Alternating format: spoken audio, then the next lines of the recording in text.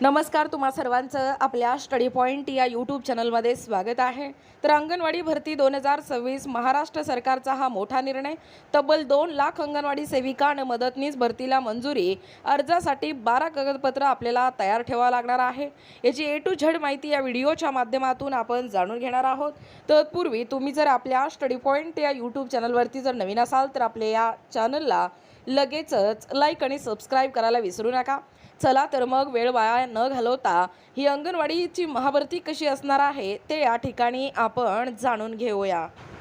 बघा, या ठिकाणी तुम्ही टायटल पाहू शकता। टायटल काय आहे बघा, अंगणवाडी भरती 2026 महाराष्ट्र सरकारचा मोठा निर्णय।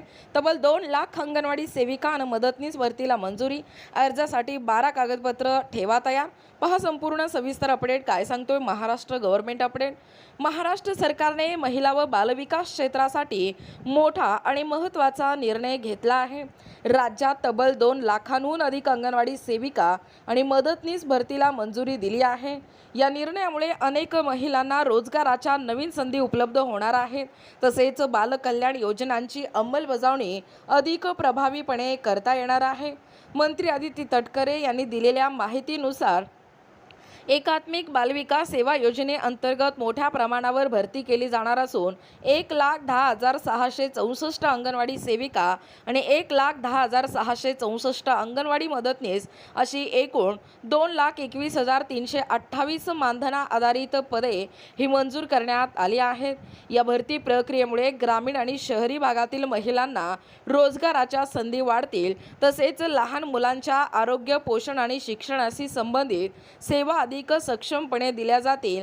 महिला सक्षमीकरणाच्या दिशेने हा निर्णय या ठिकाणी अत्यंत महत्त्वाचा मानला जात आहे।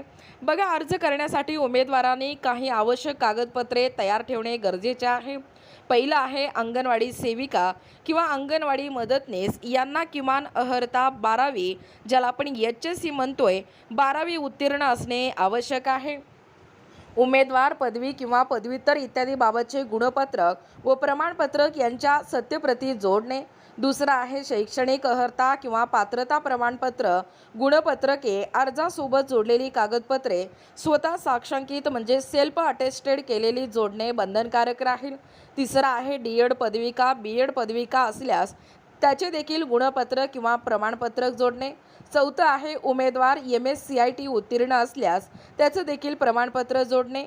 पाचवं आहे तहसील कार्यालयाचे रहिवासी प्रमाणपत्र, हे देखील या ठिकाणी अनिवार्य आहे। त्यानंतर लहान कुटुंबाचे प्रमाणपत्र। सातवं आहे सक्षम प्राधिकारी यांचे जातीचे प्रमाणपत्र लागू असल्यास। आठवं आहे सक्षम प्राधिकारी यांचे विधवाचे प्रमाणपत्र, तेही या ठिकाणी लागू असल्यास। पाचवा मुद्दा काय सांगतोय बघा, शासकीय अनुदानित संस्थेत दाखल असलेल्या अनाथ अर्जदारांच्या बाबतीत सक्षम प्राधिकारी यांचे प्रमाणपत्र लागू असल्यास। नववा आहे विधवा किंवा अनाथ सक्षम प्राधिकारी यांचे प्रमाणपत्र लागू असल्यास। 11वा आहे अंगणवाडी सेविका किंवा अंगणवाडी मदतनीस मिनी अंगणवाडी सेविका म्हणून कमीत कमी 2 वर्षाचा अनुभव असल्याचे प्रमाणपत्र, तेही या ठिकाणी लागू असल्यास। त्यानंतर आधार कार्ड। ही जी भरती प्रक्रिया आहे ही लवकरच या ठिकाणी सुरू होण्याची शक्यता असून इच्छुक उमेदवारांनी आतापासूनच तयारीला लागणे आवश्यक आहे। बघा, एकूणच अशा पद्धतीने या ठिकाणी आत्ताच पाहिल्याप्रमाणे ही जी अंगणवाडीची भरती आहे 2026 आपल्या महाराष्ट्र सरकारचा हा मोठा निर्णय आहे। तब्बल आपल्या राज्यामध्ये मित्रांनो किंवा अंगणवाडी तैनो 2 लाख अंगणवाडी सेविका आणि मदतनीस भरतीला देखील मंजुरी मिळालेला आहे। या अर्जासाठी देखील आत्ताच या व्हिडिओमध्ये सांगितल्याप्रमाणे जी 12 महत्त्वपूर्ण कागदपत्रे आहेत ते देखील तुम्हाला या ठिकाणी तयार ठेवणं गरजेचं आहे। लवकरच या ठिकाणी या भरती प्रक्रियेला मंजुरी देण्यात आलेला आहे। ही भरती प्रक्रिया लवकरच या ठिकाणी सुरू होणार आहे अशी माहिती मंत्री आदिती तटकरे यांनी स्पष्टीकरण दिलेलं आहे। याबद्दल संपूर्ण सविस्तर माहिती या व्हिडिओच्या माध्यमातून आपण जाणून घेण्याचा प्रयत्न केलेला आहोत। अशाच प्रकारचे नवनवीन अपडेट पाहिजे असतील किंवा तुम्हाला जर आमच्या अध्यापनाचे व्हिडिओ आवडत असतील किंवा तुम्ही जर आपल्या स्टडी पॉईंट या यूट्यूब चॅनलवरती जर नवीन असाल तर आपल्या या चॅनलला लगेचच लाईक आणि सबस्क्राईब करायला विसरू नका। भेटूया अशाच पुन्हा नवीन व्हिडिओमध्ये। तोपर्यंत धन्यवाद।